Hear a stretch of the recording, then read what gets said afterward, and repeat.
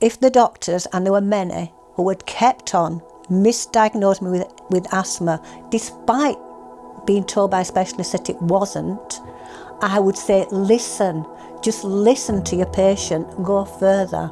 They think horse, they don't think zebra, you know, it's just wrong. Listen to your patient. This is our body, we know.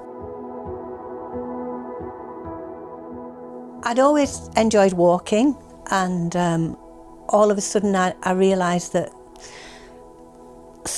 hills that I could have walked to easily, I was struggling with. And one hill in particular, quite a favourite one, I had to stop halfway up and go to the side of the road, and I was physically sick and I could taste the blood. Up to then I'd been very fit, didn't even own an aspirin, you know, a very fit person. So I went to see a doctor who said, right, it's asthma, and immediately prescribed asthma medications. They would watch me do my asthma inhalers, admit I was doing them correctly, didn't understand why they didn't work, but still it was asthma.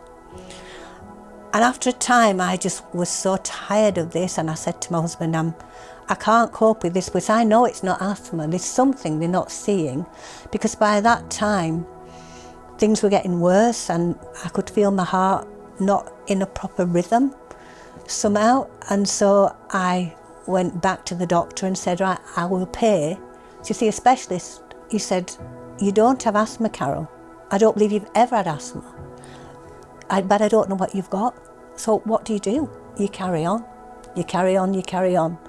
Couldn't do any of the things I wanted to do. All I wanted to do was just lay down flat. Whenever I stood up, I thought I'm going to faint. I couldn't lift my legs up.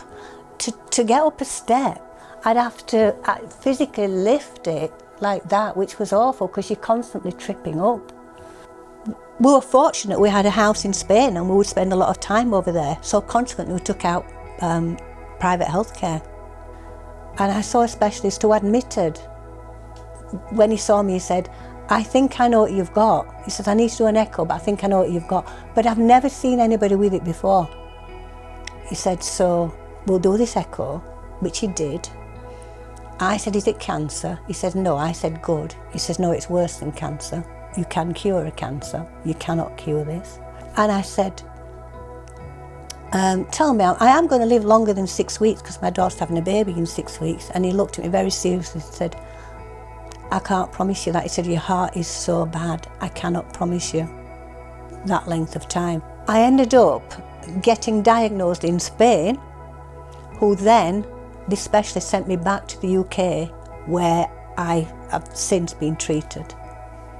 If you'd have listened, if you'd have really taken notice, and you would have got me, looked further into it, delved further into it, I wouldn't have been so bad 13 years ago. I wouldn't have had to have all this anguish and this angst that I started out with, you know. It shouldn't be like that, but I do appreciate it's rare. But there's lots of rare illnesses out there, and people listen to other people, but PH, no. I feel my late diagnosis robbed me of those first few months with my precious granddaughter. I couldn't hold her, I couldn't lift her, I couldn't carry, I couldn't change a nappy.